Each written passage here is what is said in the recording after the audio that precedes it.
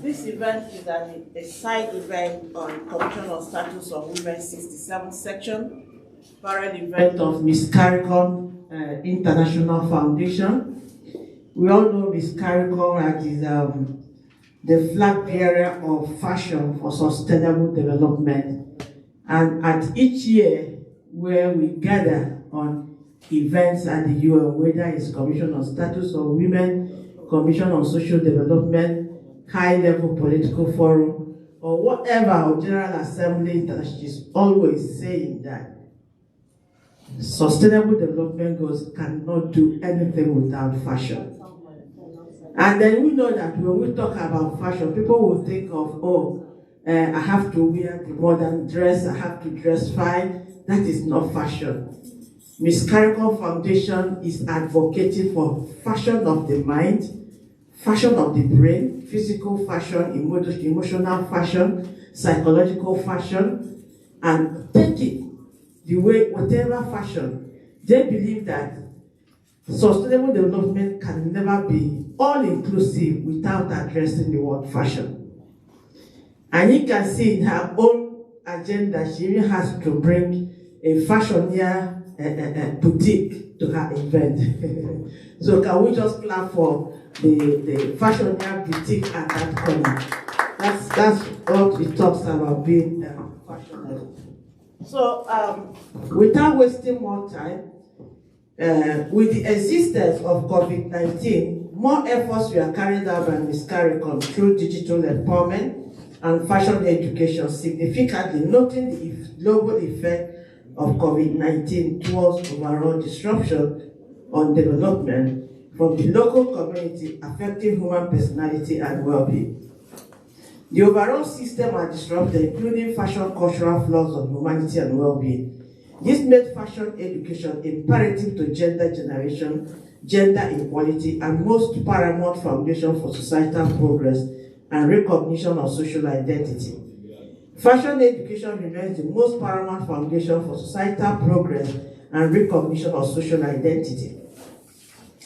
Our organizations and partners have come to a resolve that building back better will effectively contribute immensely to balancing human life to fit successfully into a new normal. This affirms the need for effective adjustment and picturing life basic that derails human peace and harmony.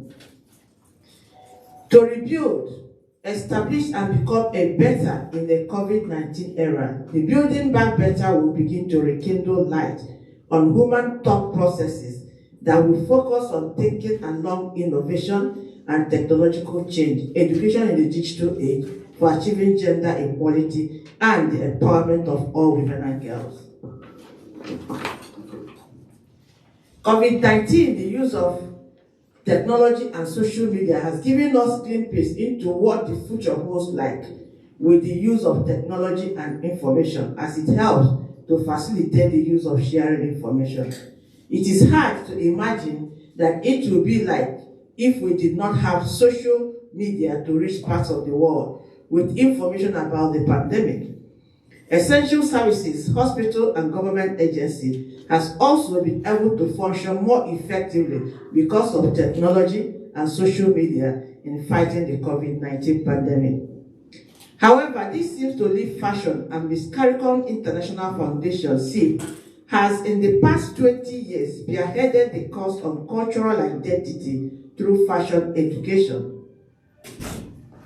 and advocacy. Ms. Caricom also maintained its mission by empowering the gender generation to self-identity, building of self-integrity and interpersonal relations, as well as policy advocacy and advisory. Ms. Caricom has recognized calls from member states to promote innovation among youth by ensuring that information and communication technologies are fully appropriately integrated into education and training at all levels, including in the development of curricula, teacher training and institutional administration and management, and in support of the concept of lifelong learning, and recalling the process of quality, formal and non-formal education at all levels, including, as appropriate, catch-up and literacy education. including accessing information and communication technologies. Extracurricular activities and volunteering are part of factors that enable young people to acquire the relevant skills and to build their capacities. In submission to the objective of 67th section of the Commission on Status of Women section, Ms. Caricom International Foundation considers it important to digitalize and innovate all-inclusive fashionwear markets by integrating fashion through innovation technology, through training and education, and enacting digital fashion marketplace. The DFNP will establish demand towards eradication of poverty, ending hunger, and providing quality and inclusive education for digital technology on fashion long life learning. Ms. Caricom has continued to queue into the UN Women Prioritize Innovation Technology as one of the drivers of change within its draft strategic plan in 2018 to 2021, through focus on developing markets for innovation that advance gender equality, integrating gender issues with innovation, promoting women as innovators and entrepreneurs, and investing directly in technology-driven innovations that meet the needs of women and girls. Ms. Caricom International Foundation is optimistic that the time is now for strong pace to be set in stepping up inclusive actions for gender equality using innovation technology and digitalization and the use of social media to advance the reaches of education to places and people that was unattainable before the technology. Ms. Caricom will continue to train and empower women and girls, especially those from marginalized communities, to become women and girls that will transform the world, creating life-changing impact that will eradicate barriers to achieving gender equality and empowerment of women and girls. So with this, I don't want to speak more grammar, but to call the CEO and founder of Ms. Caricom International Foundation in the person of Her Excellency Ambassador Dr. Monica Sanchez to come and tell us how far her organization has gone on fashion innovation, technological change and education in the digital age in the empowerment of women and girls in grassroots communities. I thank you. Yeah. It's not working. It's on. It's working. It's on. Okay. Oh, it's on. Hello, everybody. Happy Women's Day, by the way. Yes. And for the men, don't feel no way. We deserve a day, right? Good afternoon. It is always such a pleasure to see a lot of women in the room and to have a program that's specifically geared towards women. I am Dr. Monica Sanchez, and it is a privilege to be here today. I want to thank you guys for attending our event.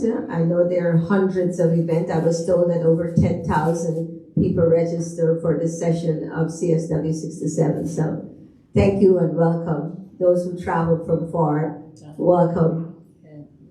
Ms. Caricom has been around since 2003. So we've been around a long time. And a little bit about the history of Ms. Caricom. Ms. Caricom was put in place as an organization to empower and promote women in general. Young women, but all women. Since our inception, we have embraced men, boys, and community in the general, because Ms. Caricom focused on marginalized community, rural communities. And as you may or may not know, that our focus is education and culture. And so in this session this year with technology, we have been building a lot of programs based on technology. We have been advocated for education in rural areas. And so in advocating for education in rural areas, technology is a big part of that. Because as you know, you can access just about anything on the web. But in rural and marginalized community, you can't get the web. There is no Wi-Fi. So all these girls or all these people are being left behind. And the larger percentage of these people are women. And so it is our focus going forward to try to see how we can remedy some of that. How, you cannot only talk about technology and trying to move forward because it's a technical era that we are in without providing solutions for that. And you'll hear one or two of the speakers here today, especially Ms. Ruby, speak about some of those things moving forward. So Ms. Caricom, in our advocacy for education, to access education in rural area marginalized community, we have been working with partners who have developed programs that do not require Wi-Fi. And this is such a fantastic program that's out there. Now, it's not public because we are working with this to market it and to get it out there. It's a system where you can have what they call it, a search window, and you can have 50 people in a room and everybody can access that one server without Wi-Fi, which is one of the things that you need in order to share technology and not to leave anyone behind. Because when you're talking about rural areas, when you're talking about, for example, let's go to Africa and let's talk about the villages that don't have Wi-Fi, don't have access to that. How do you say, oh, everything is on the web now, you can go to YouTube? How are they getting to YouTube without Wi-Fi? So this device that Ms. Caricom is working with to bring to these communities does not need Wi-Fi. So that's one of the ways in which Ms. Caricom is trying to market and advocate for. It has to do with culture and fashion, because culture and fashion is an education. But you cannot share any education if you can't access that education. So access is a very important and essential part of our trying to reach the marginalized community, and for us trying to do what we said that we're going to do in complying with the 2030 agenda of leaving no one behind. It is important that everyone can have the same opportunities. And this is what Ms. Caricom is trying to do. We have foot on the ground in over 9 countries, and we are accessing this particular route so that we can engage those communities and have them at the table so no one can be left behind. Because education is the key, but we can't get education if we can't access education. So in the age of technology, it is wonderful that everything is online. But if you can't access those things online, then you're still at zero. So that's one of the wonderful things that Ms. Caricom has been doing. We have put on the ground in 9 countries, and we have put on the ground in Gambia, where UNESCO has been working with the education of girl children there. So we have been involved with trying to access programs to help young girls, 11 and up, to be educated and to go the route of fashion, try to learn to be seamstress and hat making and cake baking and all of these things. And we also have put to the ground in Nigeria, where we're also doing this. Outside of our cultural activities, we have also, because we are addressing marginalized community and rural community, we have been putting wells down, and we have been reaching out to the elderly in those communities to try to see how to set up emails for them so that they can actually learn how to access information on the web. So these are some of the things that we've been doing, because if you can't, we're in a digital era, yes, but if you don't know what it is, if you don't have an email, for example, you're left behind, because now we can check our everything, but you need an email. So we're teaching the elders, and we're advocating right now and raising funds for tablets in those villages so that they can access, at least if one person can have a tablet, we could teach them how to set up an email and have an identity online so that this way they won't be left behind. So we're doing a lot of wonderful things, and I am really encouraged by the support that we've gotten. And I encourage you guys to check us out online. We're still growing, and we're hoping that this year would be one of those fabulous years that we would have. We've set up programs teaching young men access to setting up TV and setting up satellites and stuff like that in the technology field. So in our women, I'm proud to say that we have access to computers, and we were able to set up some programs that not only could engage them in cultural activity, but also in some educational activities such as math, history, and those other things. So I want to thank you guys very much. I know some of the speakers here have some wonderful things to say about women in general, but I just wanted to give you an overview of what we at Miss Caricom are doing. So thank you so much, and thank you again, and happy Women's Day. Give yourself a round of applause. I don't know. Oh, sorry. This is technology. We are all saying Happy Women's Day. How many of you are advocating for this important day? Huh? We're all women. None of us is on orange, at least except me and my sister there. So it's a day to advocate for our interest. That is what this day is all about. It's not about, in my place, you say it's not about Turenji, it's not about English, it's about standing up for what is happening to women and let the voice be heard. So a day like this, International Women's Day, women need to be the voice for themselves. Yes, policies are in place, but how many policies are active is the issue. So let us address our issues adequately. If we cannot solve our problem as women, the men is not interested. They're even happy you're having problems among yourself. Yes. And they're using it to show that they are still the head. So the time is now for us to really, really stand up for us.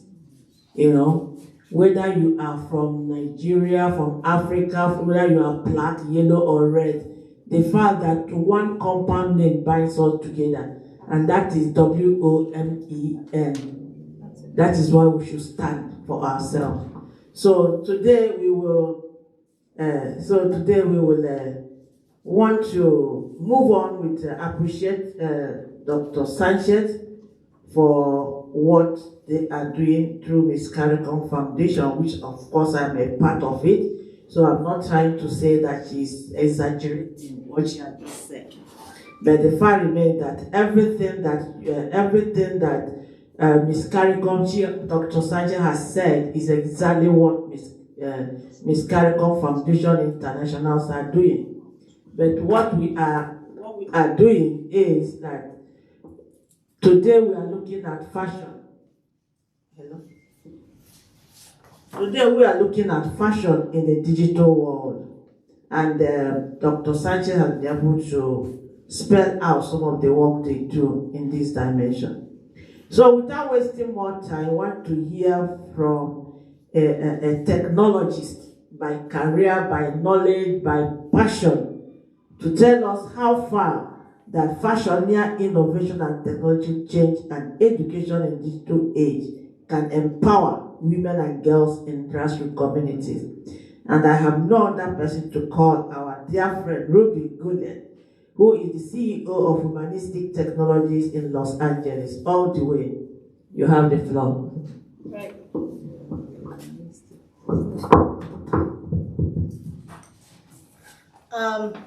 I wrote it out and then attended this conference. As of Sunday, I rewrote it because I'm like, well, I need to include some stuff. Because I was listening to the dialogue of all these technologists and all these women in empowerment processes and all these protocols, men and women. And I noticed there was a disconnect between the technologists that know how to code and program and the women that are empowering other women through advocacy and social justice. I'm like, okay, what is the bridge? What is causing this disconnect? It's not completely disconnected per se, but there's a disconnect. So I want to make sure that I have my time so I don't overspeak. So I wrote down what I thoughts, and I said, what is educational advocacy from a technological perspective? So most of the time, technology is thought first as an initial tool to maximize task-based processes, right? When you do something, it's a task-based. When you're doing a job, it's a task-based because there's money involved. There's time, right? No one does anything for free, especially for labor. And so when you think about building technological protocols, you invoke the task-based process from a business perspective. But by doing so, how can you take that and transfer it to social justice, social work, and advocacy space? It doesn't fit the paradigm, right? Because business is based on the process of give and take from a money transaction. Social justice doesn't have that paradigm. It doesn't have that foundation, right? So how can you use a business paradigm to invoke gender considerations, inclusivity, and individuals' lived experience, right? Business doesn't include those variables, but yet we use business endeavors to create technologies. So that's what I was listening to. A lot of presentations were saying, well, we're going to do this thing from an MBA's perspective. But if you do so, you're going to create this void for women of color. You don't exist in MBA profiles of white men, right? So during COVID-19, because my real job, I'm a fatal child abuse investigator. So my job is when someone dies because of act of violence, I respond. LA County has 88 cities. I respond to fire, EMT, police, hospitals. And what I've seen during COVID was uptick of violence. Women and children were in the hands of violent episodes. And I was responding in the county, right? So here I am in the middle of the night, driving through South Central LA, because I now have to respond to violence. So I'm seeing violence at its epicenter. So I'm very clear about my position with women and children in the advocacy process, because I live it, I do it. So I'm thinking, well, what is that from the vulnerable position, right? How do we build technologies that actually sound like us, feel like us, and think like us, right? So the purpose of technology is when you have, like when I was working with COVID-19 clients and I was in this space, what I saw is a lot of women and children, they lost access to education, lost access to information, they lost access to obtain social services, academic, and contact with communities. Why? Because you're told to be indoors. And so the technologies that was being used by communities, it was being jockeyed by these tech companies. And so what we call baud rate. Baud rate is an information transfer, right, between point A and point B. And what I found out is these tech companies knew that everybody was locked in home, and they would manipulate the baud rate. So if you didn't have the money, your information would trickle into your house. If you had the money, it would stream through your house, but you pay the same amount of money in some communities. So imagine this. As a social worker, I meet with a mom. She had a case of child welfare. Her husband had a case with probation. Her kids were in school, and everyone's using the same hotspot. If she failed child welfare, her kids get removed. If he fails probation, he goes back to jail. You only have one hotspot. So what does that mean for your family? You see the implications of that. And that's what I was saying on a repetitive basis. Right? And so I brought it, and people talk about how we need technology. Yes, but understand there's all these other pieces that go with technology. And we just think technology is this broad stroke. No, you got to be very explicit. How am I going to empower my communities, and how am I going to empower my people of color? What do I need to do? That's when she talks about education. She understood her communities. And in these other countries she's going to, rural areas don't have A, B, and C. How do we make sure services are met at that level, right? So it relates to a fashion, perfect word is, we think of fashion as a way of deconstructing a particular paradigm in colors and vision and make it visually appealing. But technology is the same thing. You need to deconstruct technology so it visually makes sense, right? Because I can build a crazy app, but if you can't read it, then it's not going to work for you. If you can't see it, it's not going to work for you. If you cannot access it, it's not going to work for you. So visually, by tactile, it has to make sense, right? So time change. Okay, cool. So the way I see technology is this. I wrote a statement. It said technology is a tool that's benign. It is not harmful. It's not abnormal. However, when technology is created and driven to support self-serving entities that weaponize their data, this benign entity becomes cancerous, where it leeches and exploits the weak, disenfranchised, and vulnerable populations. So if you're building technology for education, understand that we have telco companies out there that think business from the MBA's perspective. So we as women, what can we do? What can we do to make a stance? To say, we hear you, we see you, and it's gonna stop. We see you, we're gonna stop. You're pulling data from these marginalized communities to empower your bank account, I'm gonna stop you. So understand we have a voice, and we can unify ourselves to make sure that people have access to education online, have access to resources on your phone, domestic violence clients. Here's a resource. If you need a banking institution, here's an electronic credit card. What can we do to empower our communities? People of color, technology is here, and it's up to us to not understand tech or data or the process of coding, just understand the technology is here and how to break it apart in such a way that what you understand could then transfer to people that don't. That's how you empower communities of color. Thank you.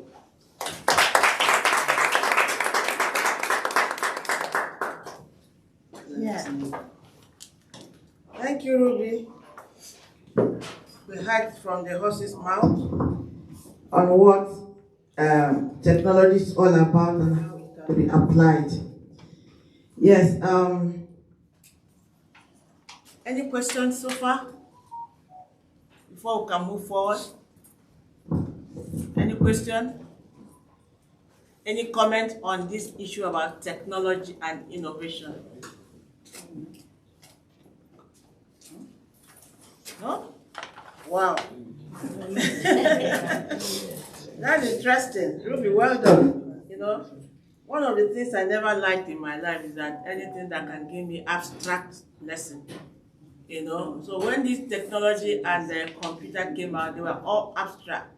The first thing is say you boot, you do this, you do that, you wait for it to, you log in, you sign up, all those were abstract terms. Yeah. You know, and it wasn't registering then. But now, you know, everything. If you are in an event and you are using pen to take notes, and other people around you are doing computer, you look stupid, you look vulnerable. So that is the era we are now trying to get everyone, you know. You know, I was at an event where a lady was saying that we women don't know that you can apply technology in your kitchen. I said, huh? You can also apply technology in your kitchen. So I now say, if I am cooking and I have a gas stove, how do I apply technology? So but the essence is that everything now is technological. There is a drastic move of technological change. And we all need to queue onto that, right? So thank you. Yeah. I think the next speaker, we're having some challenges with the technology. For the next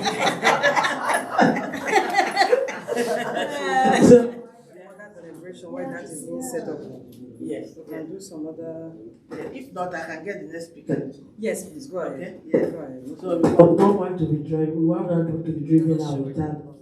So without that is why we are still trying to identify the specific innovation and strategy that can make technological change in the digital age more sustainable? You know, someone was asking me, what do I mean by digital age? You know, I said, before COVID-19, we were all okay. So immediately COVID-19 came, we entered digital age, and everything is a new normal. You know, so digital age is starting from the onset of COVID. We don't know when it's going to end. I know 2030 development agenda is going to end in 7 years' time, right? You know, by year 2030 it ends, and that's 7 years' time. But with the new digital age, we don't know when it's going to end, because COVID has told us that this is the new normal. You either take it or you leave it. So without that, I want to call on the fashioneer innovation and technological change and education in digital age in the empowerment of women and girls in grassroots communities, the gender drive empowerment. Queen Colors, the visionary Ikenga Royal African Village, and bless the mic.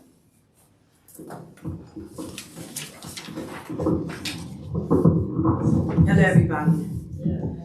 Good afternoon. My name is Queen Colors, Ifemesia, and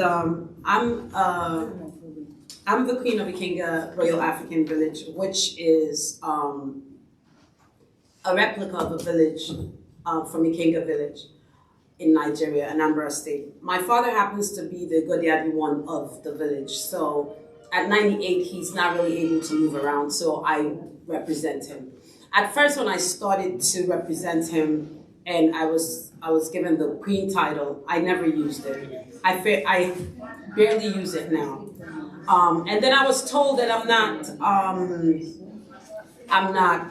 what's the word I'm looking for? Announcing my queenship. And I had to go back and look into that and ask myself why. So I'm looking at I'm coming back as a young lady, and I'm looking at what are the reasons why I didn't do that. And I'm asking myself, is it because of where I'm at?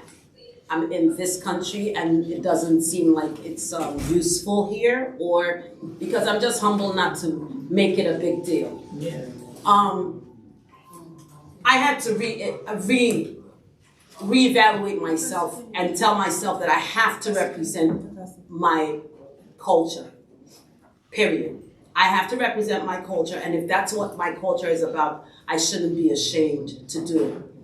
So the reason why I say that is because a lot of belief systems are one of the things that have to do with women not getting into technology. And a lot of things that we were told when we were young, or things that how we were brought up, or how we were looked at going into technology. I remember when initially when computers came out, and I had a hard time maybe getting on a computer for a while. I don't even know why. I think it was fear. It was fear, or it was fear of the unknown, or fear if I fail, or fear of what I might not be able to do. Yeah. But after I started using it for a while, it became very, very useful. So I believe that, yes, technology, when it comes to fashion as well, of course, absolutely. My first degree is in creative arts. And when I was in college, I went to school at University of Nigeria, University of Port Harcourt. I came from University of Nigeria, Sudan. And at that time, when I did my classes, there was no electric loom. Everything was by hand, manual.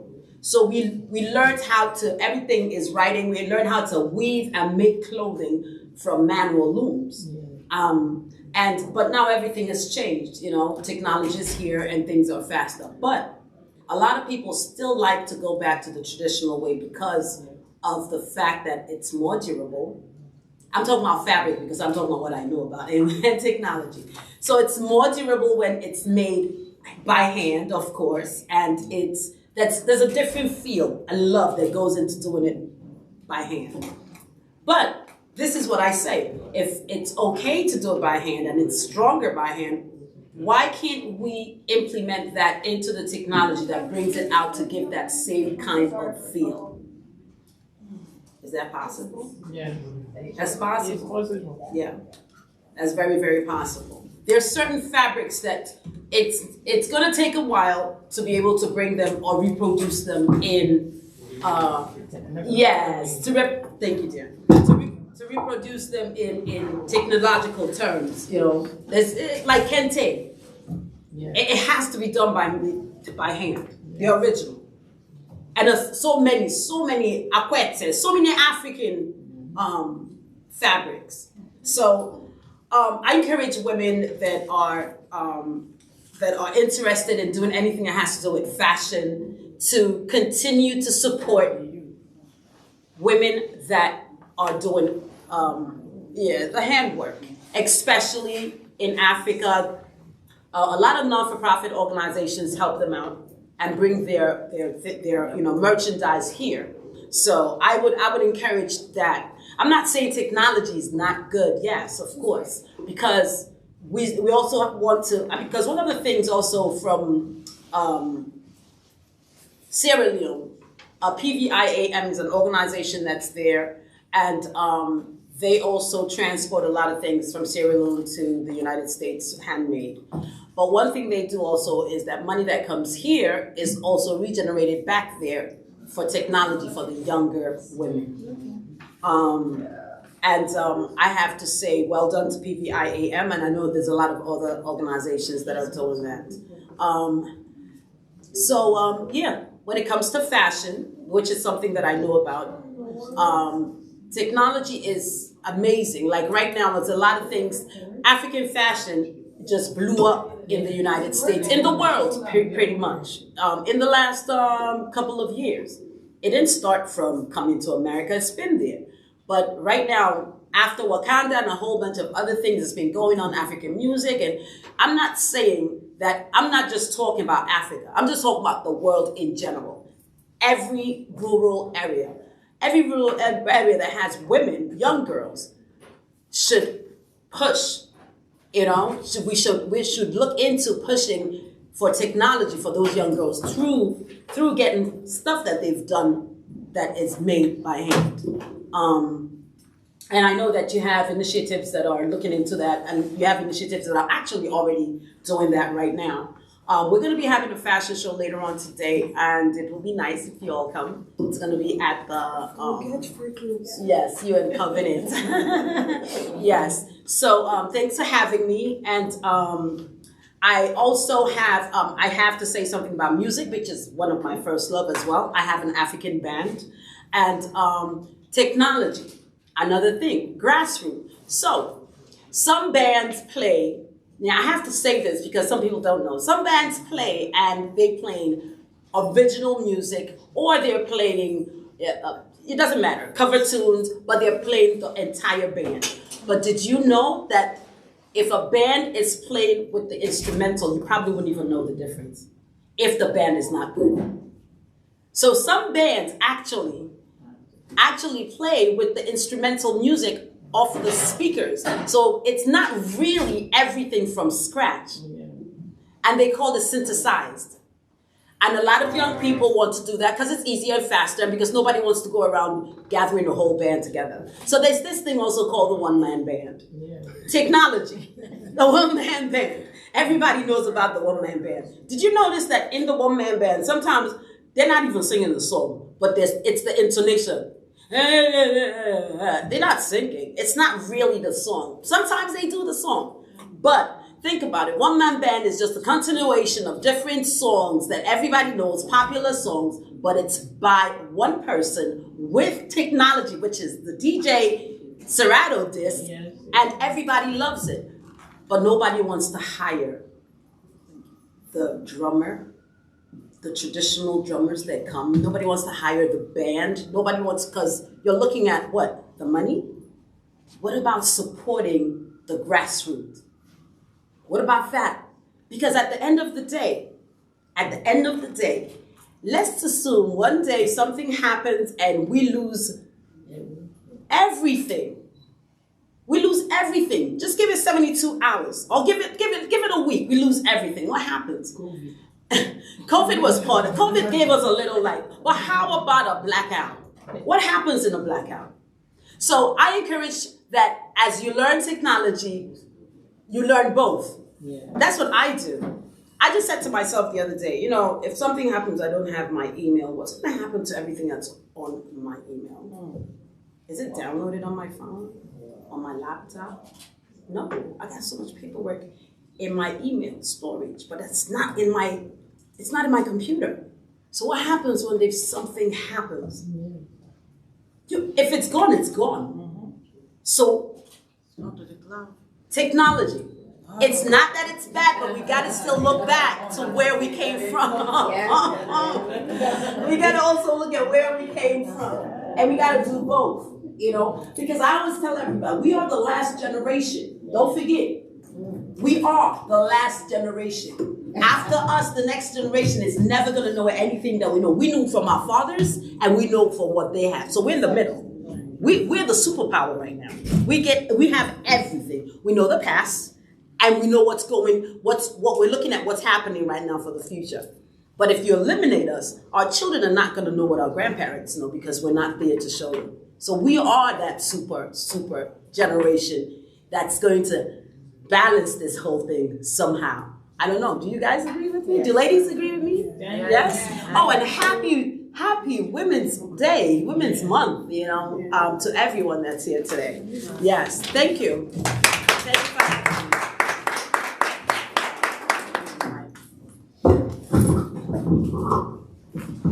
You know, When an Africa speaks, it's always the other way around. You know, when my sister Ruby is gone, when she was speaking, her language was more polished. You know, but we in Africa we break it up. We break it down. you know. Somebody was saying, this doctor that talks sense, but I don't really understand her. And the American was talking to an African. He said, she talks very well, but I don't really understand her. And the person said, don't tell it to Dr. Dan because she will finish you. And then days after, he met me, he said, Doctor, I have problem hearing you. I have problem understanding you. Then I asked him, where are you from? He said he's from New York. I said, no, where are you originally from? I want to know where you are. Where are you originally from? Like now, if you wake me up, even if I'm sleeping, and you ask me where am I originally, I will tell you I am from the mother earth of the world. And then when you ask me who is the mother earth, I say Africa. Where in Africa? The giant of Africa. I don't know mention Nigeria. The giant of Africa. You know. And then he said, why are you so funny? Why? I said, I'm not funny. I make effort to understand you. Therefore, make effort to do what? Understand you. You know what I said? I wasn't brought up. My name is and then when you don't understand me, it's not my fault because I don't understand me. Okay, like initially when I came to America, if I asked them my name is and they say Ada. My name comes to Ada. You know, I thought so when you say Ida, or you know, so my name was changed. You know, we dare not mention Ade. They also Adezi. You know, Ade-Ezi. You know what is Ezi in the Mali? Ezi is pig.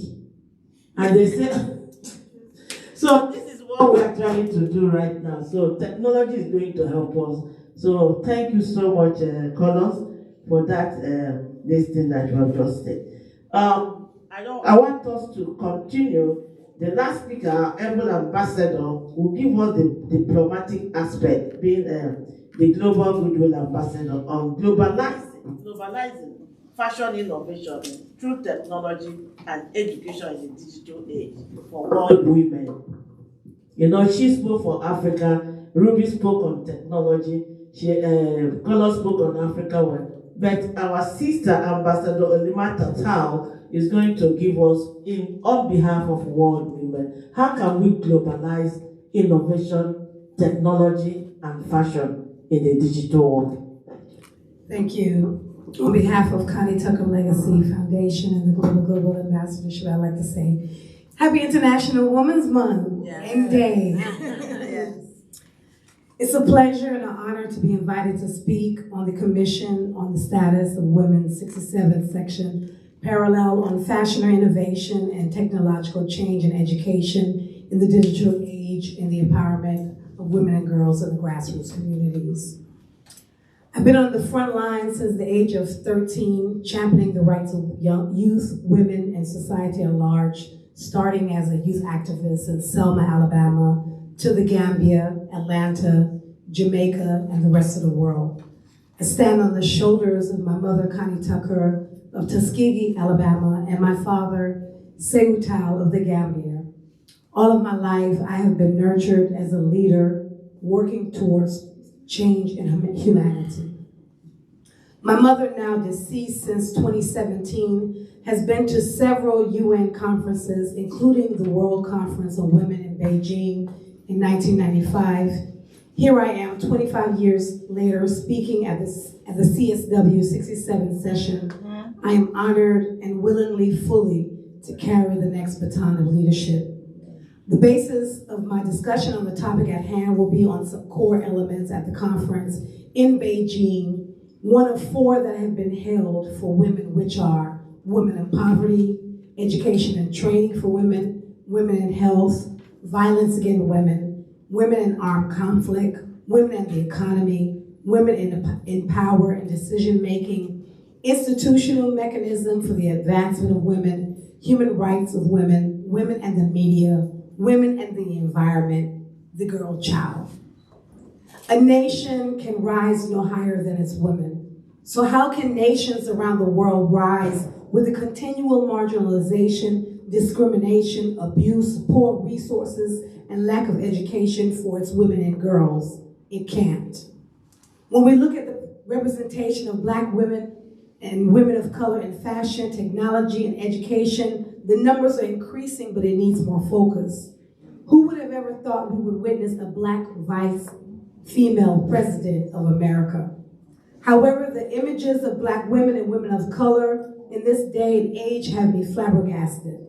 I've been living overseas in the Gambia and Jamaica for the past 10 to 15 years. I just recently returned to the US last year. I have already seen a complete over-sexualized image of Black women by being overseas and witnessed the transform of music, film, media, fashion, and technology from outside looking in and the domino effect it is having on women and girls internationally.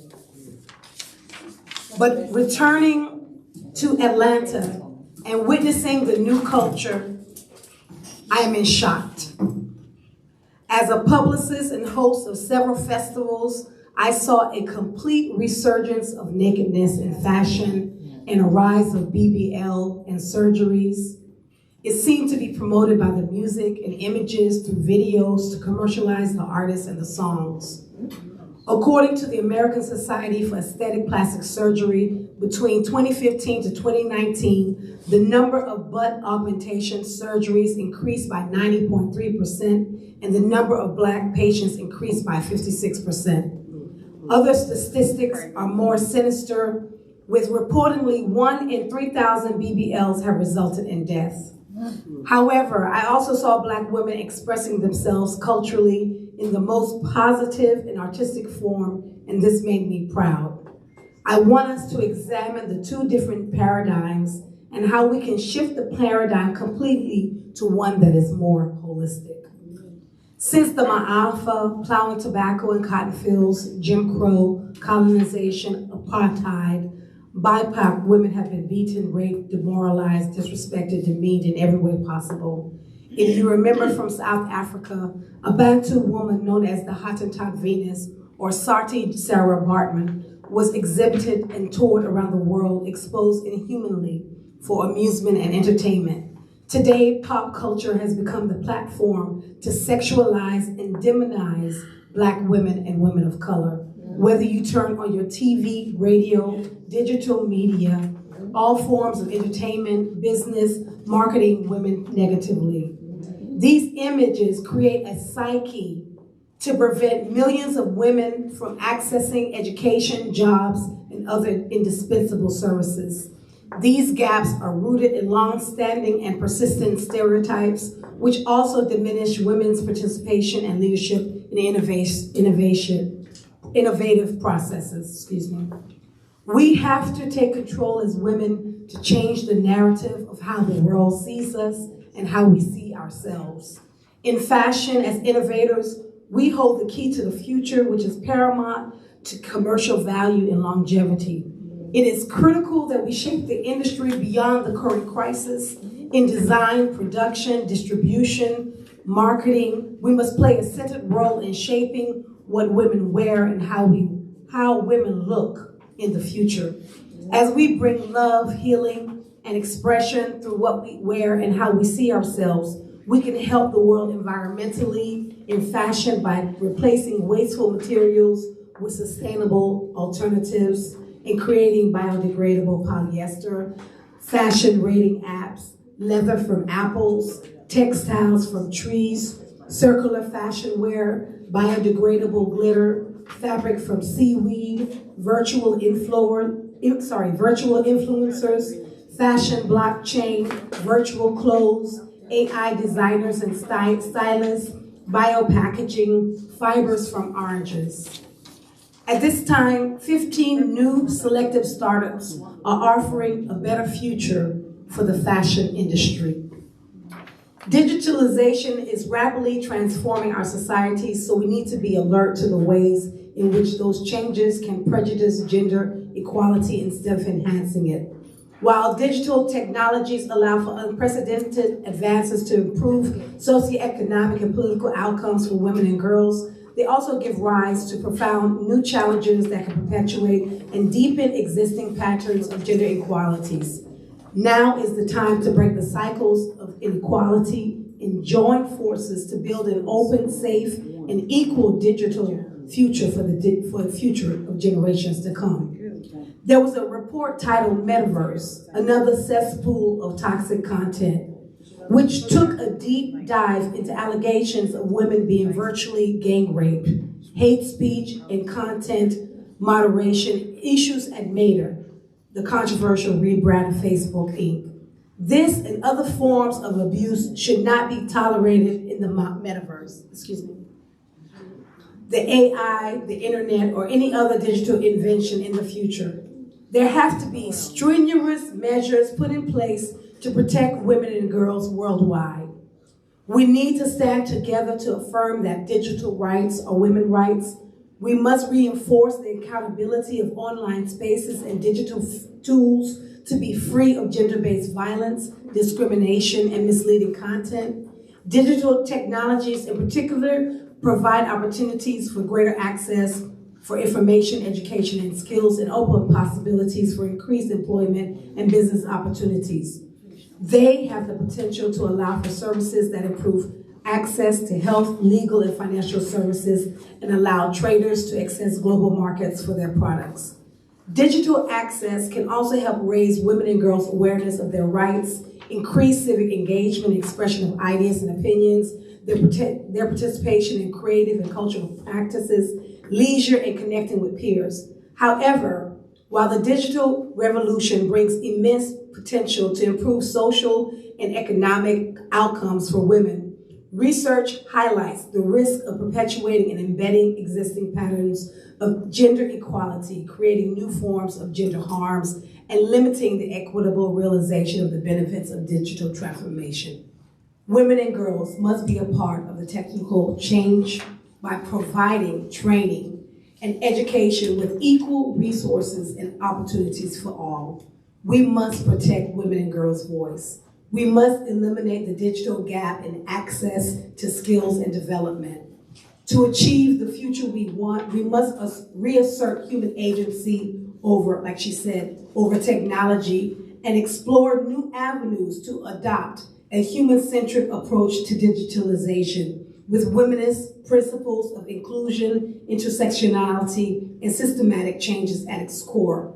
In education, we must still go back to the basics and Black history and war history have to be implemented through education to build the esteem and pride of our women and girls through program, self-empowerment, self-love, leadership development, economic empowerment. In technology, we must teach young women more about entrepreneurship than getting a job, and women need to be trained in coding and blockchain. In fashion, we must infuse the principles of the sacred, divine, feminine energy to bring balance to the negative images that society promotes and prevent the depletion of the natural Earth's resources. In closing, as fashion innovators in technology and in closing, as fashion innovators in technology and education, let us transform social norms, strengthen the voices of women and girls in that diversity, and fairly distribute the benefits of digitization to achieve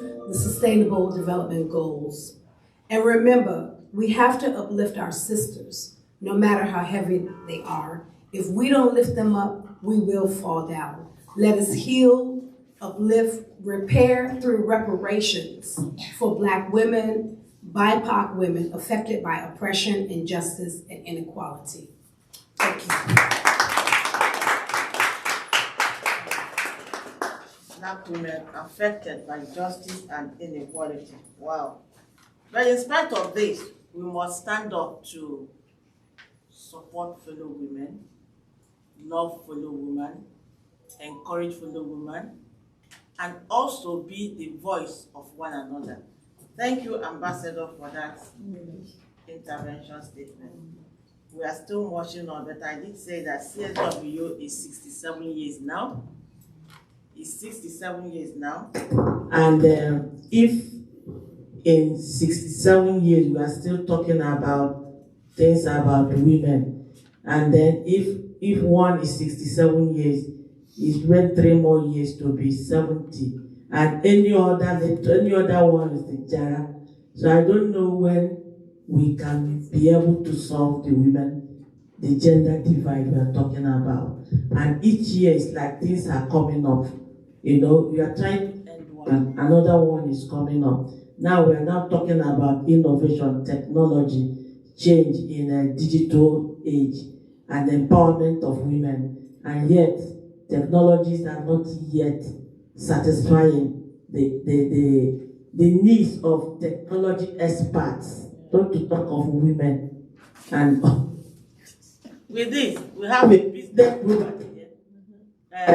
She's a businesswoman in the Indo-Caribbean community and motivates and works very hard to inspire other women. I'm going to give her just 3 minutes to tell us how can business sector of as a businesswoman, how can they inspire innovation and technology? I call on Chazia. Thank you.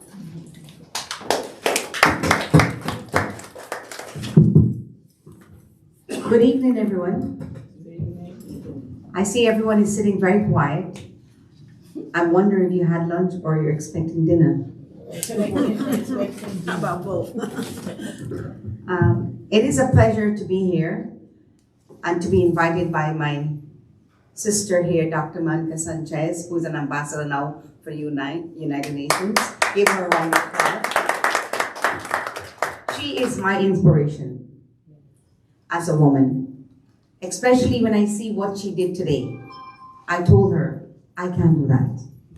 You are strong, you're brave, and you're so educated, and most of all, she's very considerate, sweet, and compassionate. Give her another round of applause.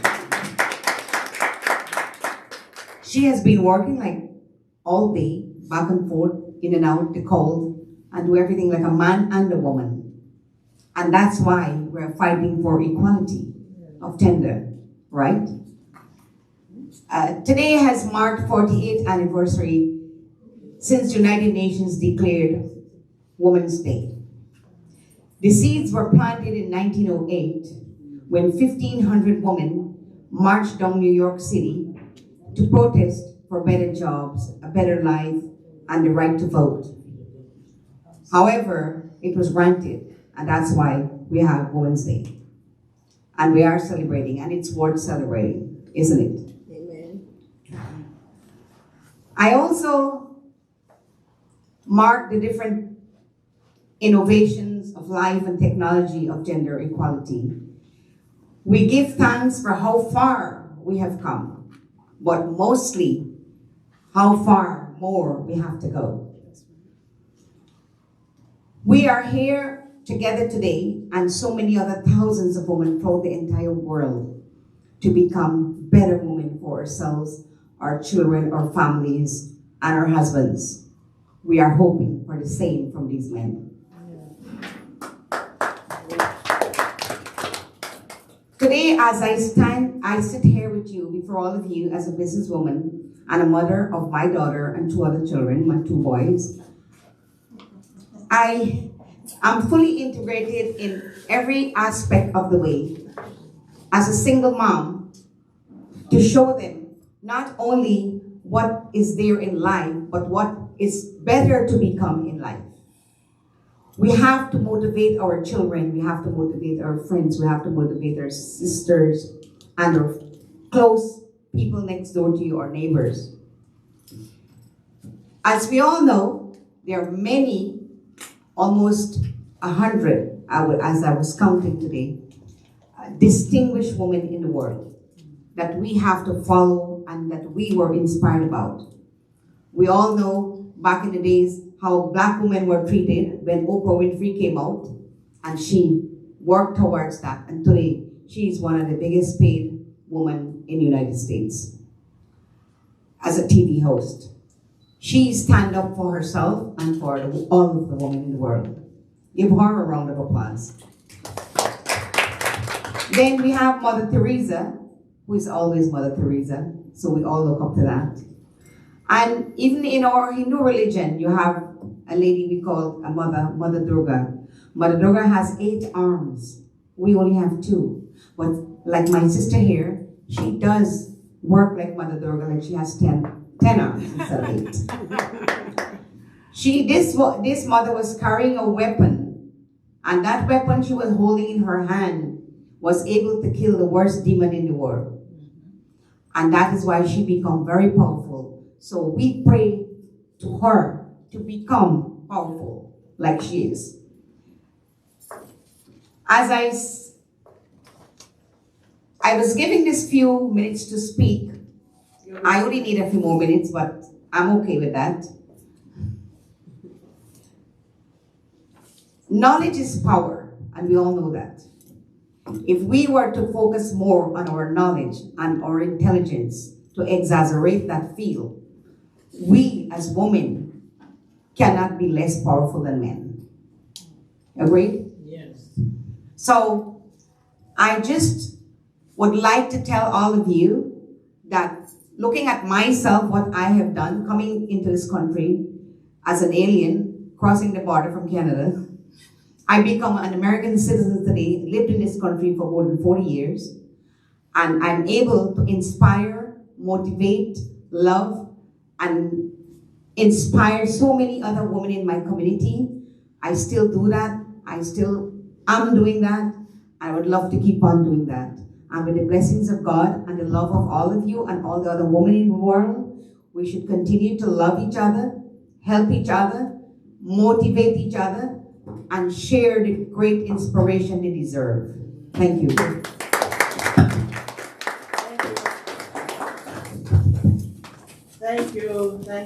Thank you. More or less, The voice from a mother instead of a businesswoman. So thank you for that. Without wasting more time, because our time is fast spent, we have very few minutes to be here.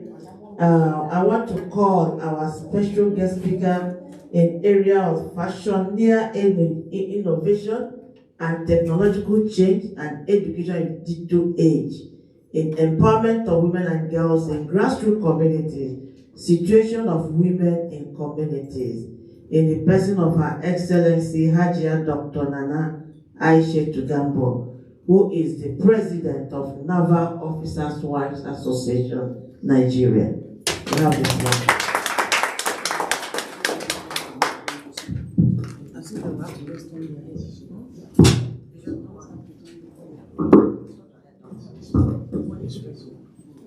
control the light. That's the light.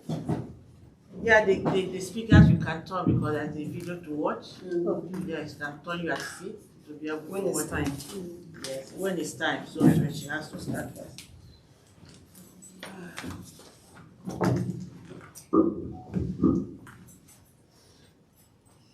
The Chief Executive Officer, founder of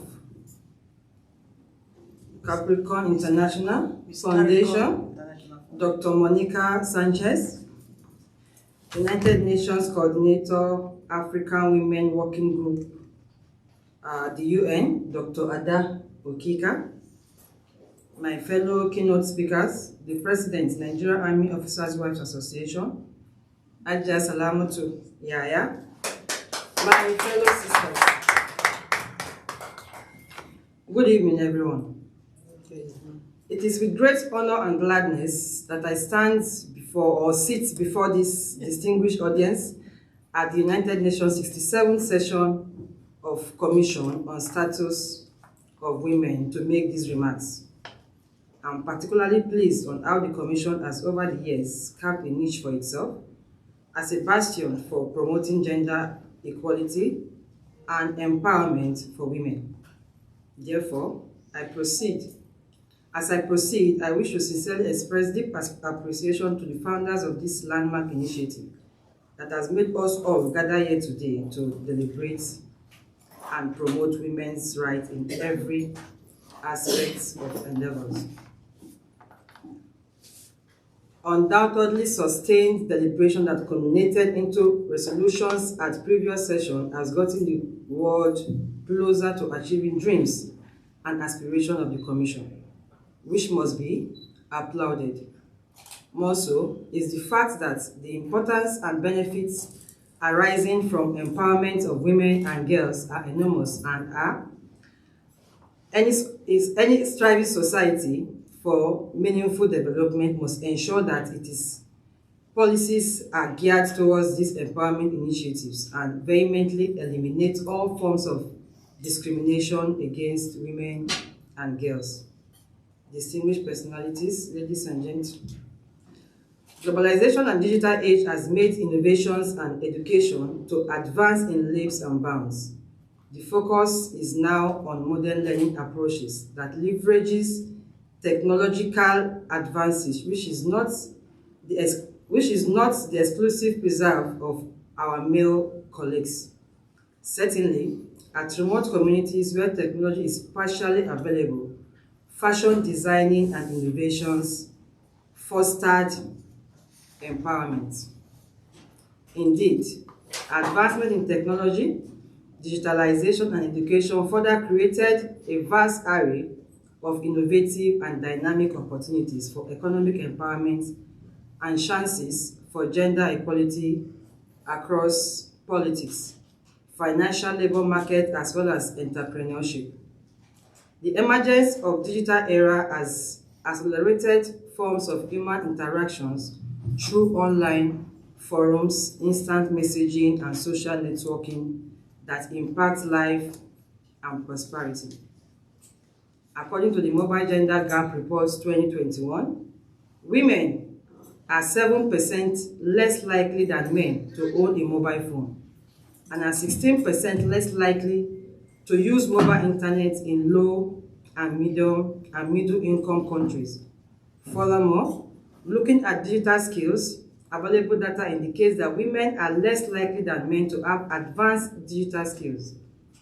Gleaning from the aforementioned, in order to further bridge the gender gap, there is need for sustainable empowerment for women and girls child, particularly in the grassroots communities, towards integrating the era.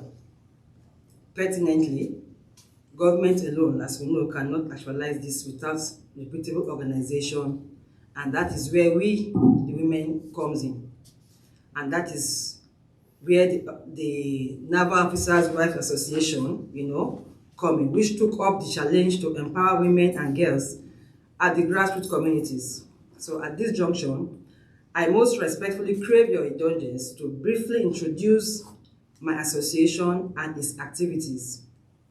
Nigerian Naval Officers Wives Association is a non-governmental and non-profitable organization established about 57 years ago, precisely on the 30th November 1965, with the objective of inducting Nigerian Naval Officers' wives into strategic and critical positions in nation building, service and leadership, as well as to promote love and harmony among officers' wives and their families. The association has transformed over decades from a small tea group to an internationally recognized humanitarian organization. It is worthy to state that presently the association contributes considerably to the socio-economic life and well-being of Nigerians by providing quality education, vocational training, charitable activities, and empowerment programs for women, orphans, and youth, amongst others.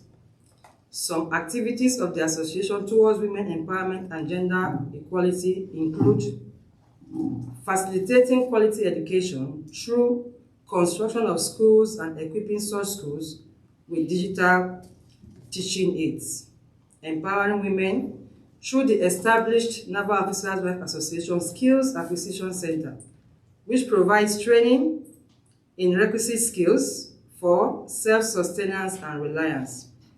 Distribution of over 135 million naira, that is $294,289.71, worth of food items to orphanage homes, Nigerian correctional and communities in distress.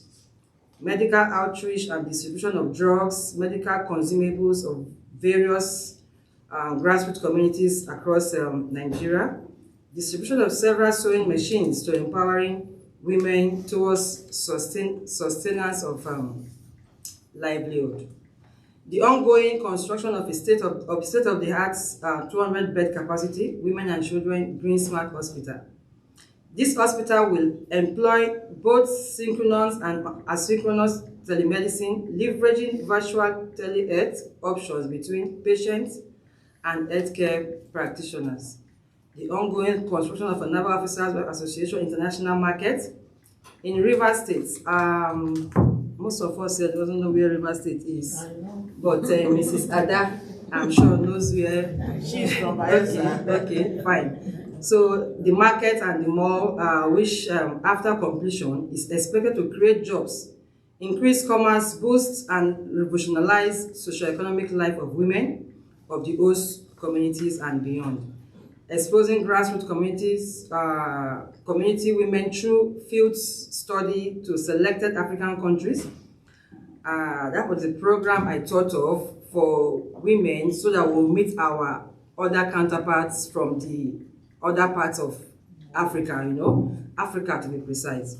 So we're able to go to I think we went to 5 African countries. We went to South Africa, we went to Kenya, we went to Sao Tome and Principe, went to Cameroon, and which one is the last one? I can't remember, but we went to 5 different countries.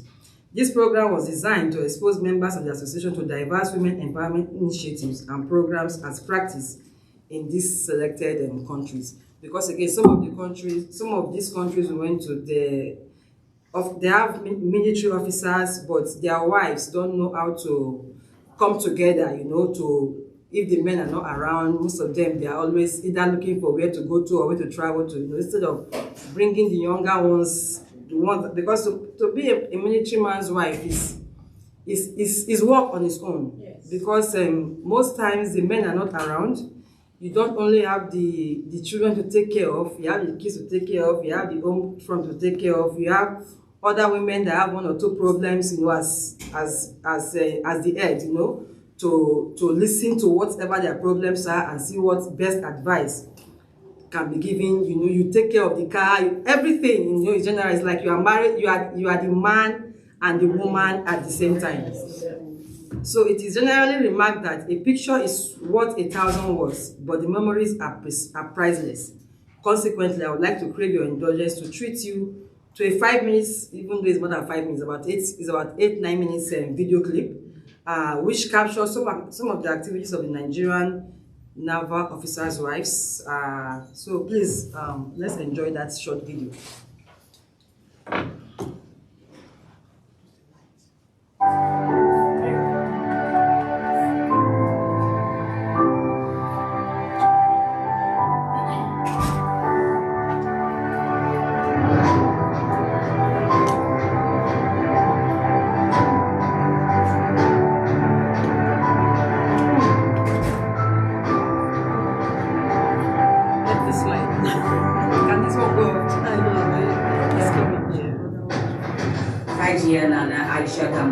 Assumed leadership of NOAA on the 27th of February 2021 as the 21st president, evoking a paradigm shift for growth and development within the periphery of her jurisdiction. Hajia Nana Aisha Gambo, within a short period, championed several nationally beneficial outreach programs. Some of these achievements are the installation and launching of 64 boreholes in rural areas across 36 states of Nigeria, including the Federal Capital Territory, in 2021.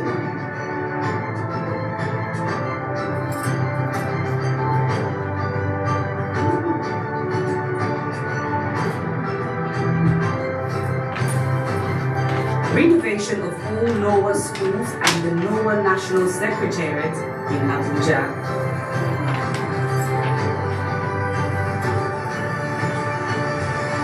Groundbreaking and fundraising for the construction of 200-bed of NOAA Women and Children Green Smart Hospital.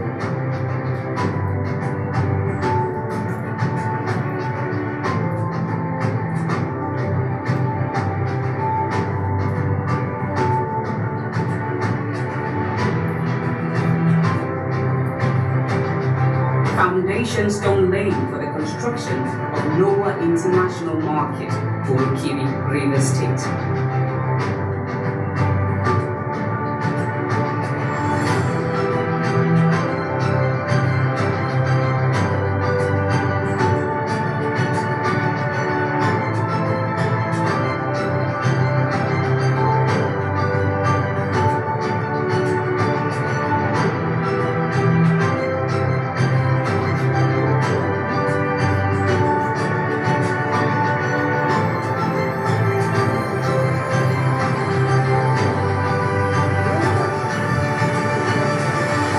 Distribution of palliatives to orphanage homes, Nigerian correctional services, and communities in distress.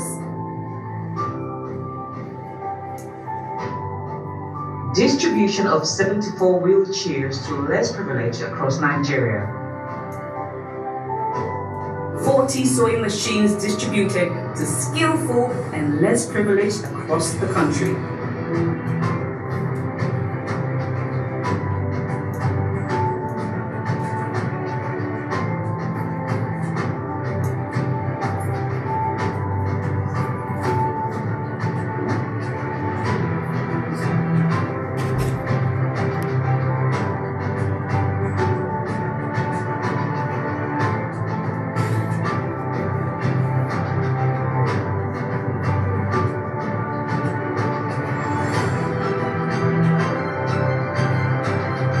Conducting medical outreach and distribution of eyeglasses to the aged during the Chief of the Naval Staff Annual Conference and release of inmates from the correctional facilities in Kano State.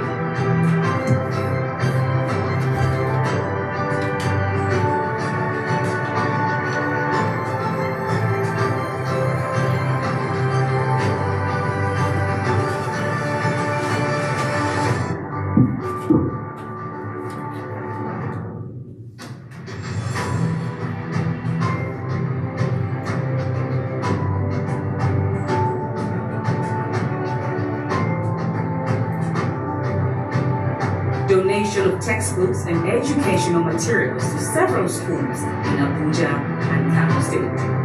To ensure that the empowerment of women and children in the society remains the topmost priority of the association, Hajia Nana Aisha Gambo organized an African study tour program to 5 African countries. This program was designed to expose members of the association to women empowerment initiatives and programs as practiced by other countries. The distribution of palliatives to Ogne community during the Nigerian Navy Week celebration 2022 in Rivers, Port Harcourt.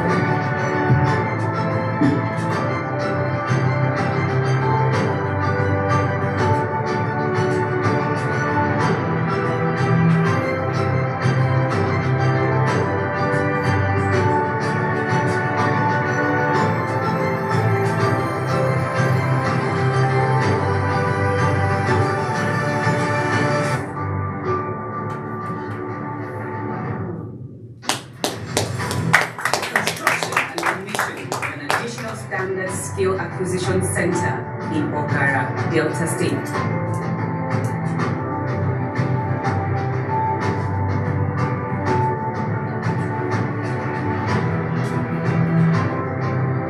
Commissioning of lower remodeled guest house and 200 capacity lower banquet hall, Asokoro in Abuja.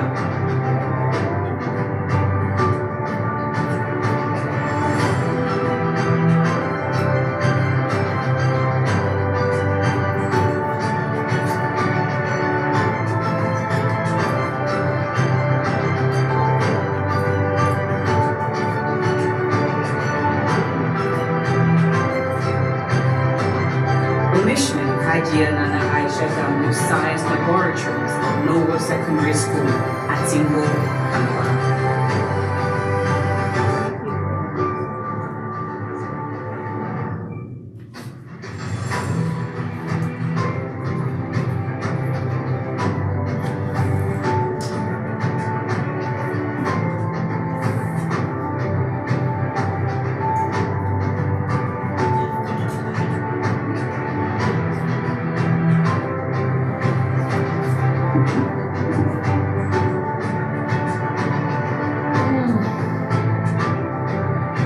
Till date, Hajia Nana Aisha Gambo continues to be a wheel of change, a beacon of hope to the less privileged, and an initiator of development as the incumbent leader of NOVA.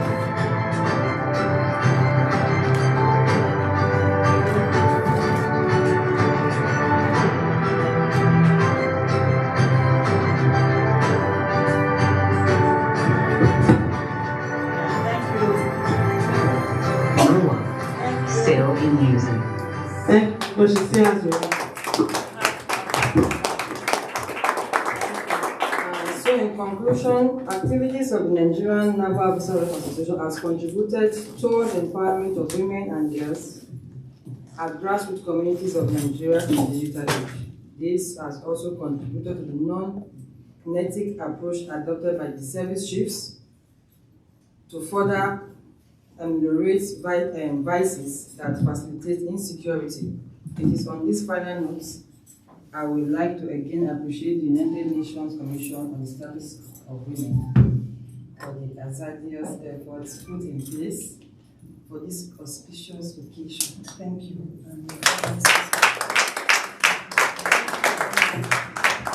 Thank you all so much, and thank you again for coming. Successful event to all the speakers. Thank you very much. I know they keep telling us time is up, and you know, there are, like I said, 10,000 women registered, so everybody has. So we're not the only ones in here. Our time is up. It's limited. Go ahead. Thank you. Quick, 10 seconds. Wonderful events. Sorry. Okay, don't worry, I have a teacher's voice. Okay, so wonderful events.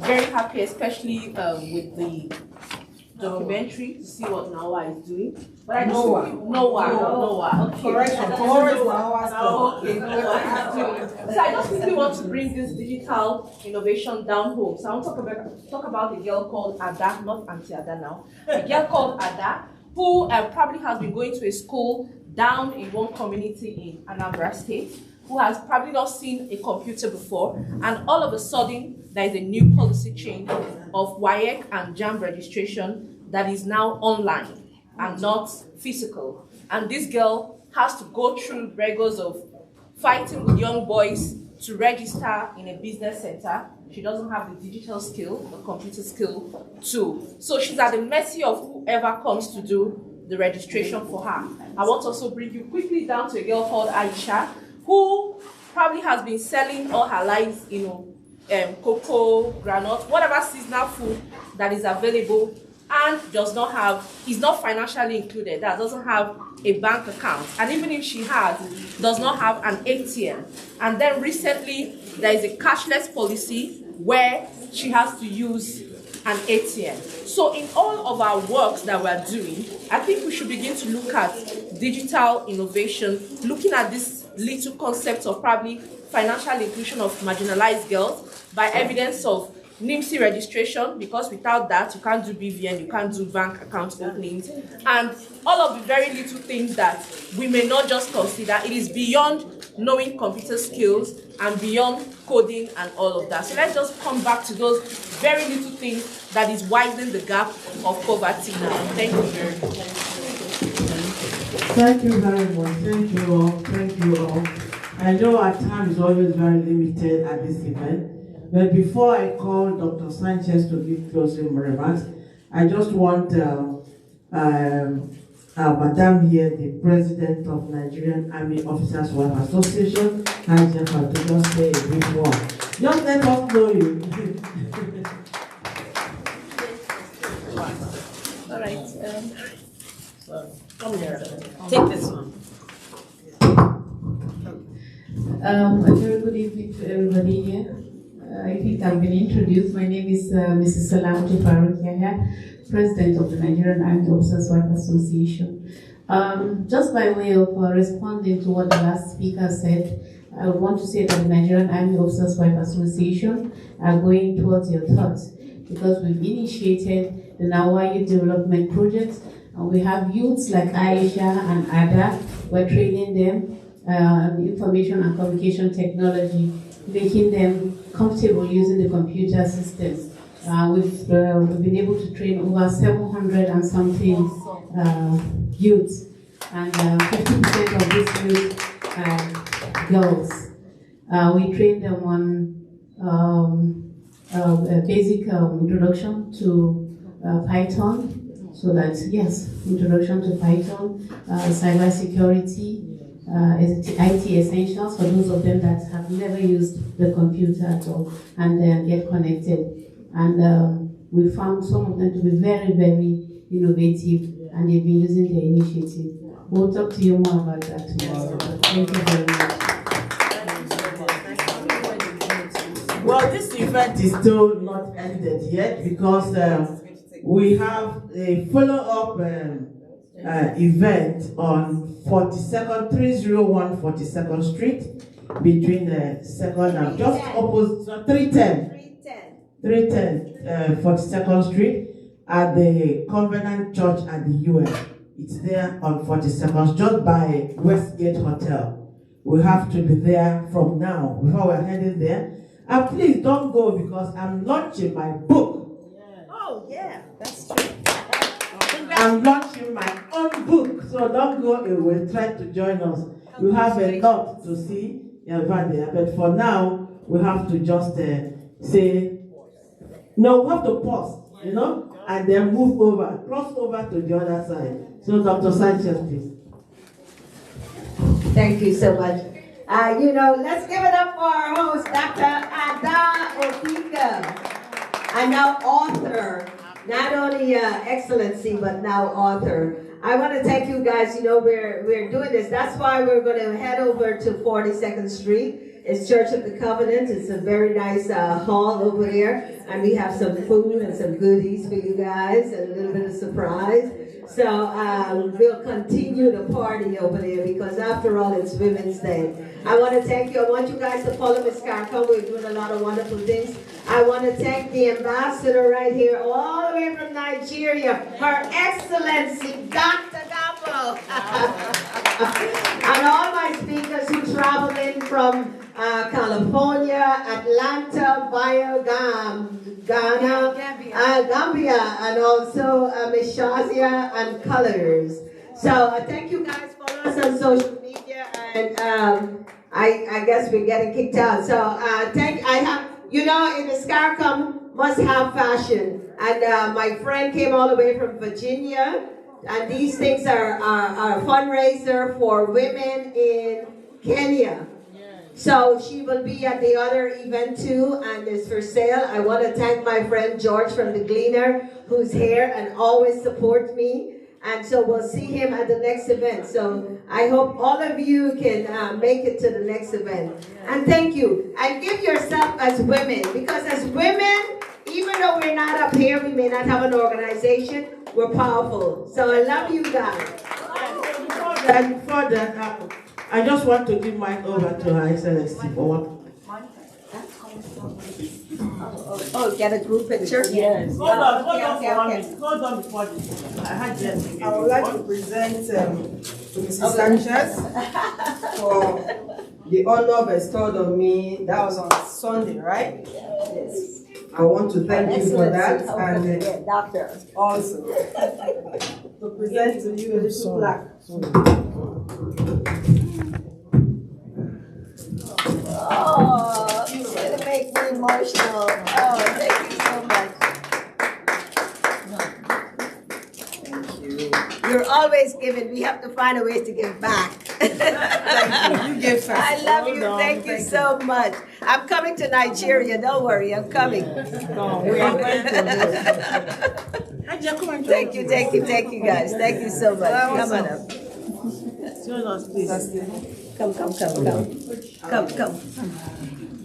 Come. She cannot come. Okay, come. All the speakers. Oh, we're all the speakers. We all are speakers. I'm right. Good. You got it? Can she get it? One more. George, you good? I know you always make sure. Everybody's there? Come on, come right in front. You little. Come in front. Come in front. The professional. Miss Nigeria. If everybody could move back a little more for me, please. Everybody move back. Please move back. Come on back a little more. But we need to get everything in there. Just give you a 1 Sorry. minute, so fast. Yeah. That's good. We That's good. overspent our time already. That's good. Okay, good. Here we go. Don't move anybody. Don't move anything. We got everybody. Come on, everyone. Oh, who's this? Someone else coming in?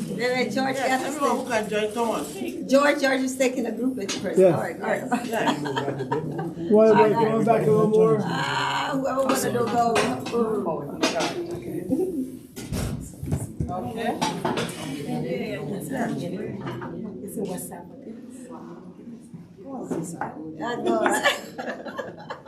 Very good. I got everybody. Yeah. Can you take one for me, please, if you don't mind? I'm going to share it. Yes. We're getting kicked out, so come on, guys. Let's get a picture. There we go. One more. I'll share it. You're doing selfies, so you can't take it. George will share it. Yes. Okay, that's Everybody all. get All right, we got it. Thank you. so much. Very good. Wow, that was tight. Sorry about that.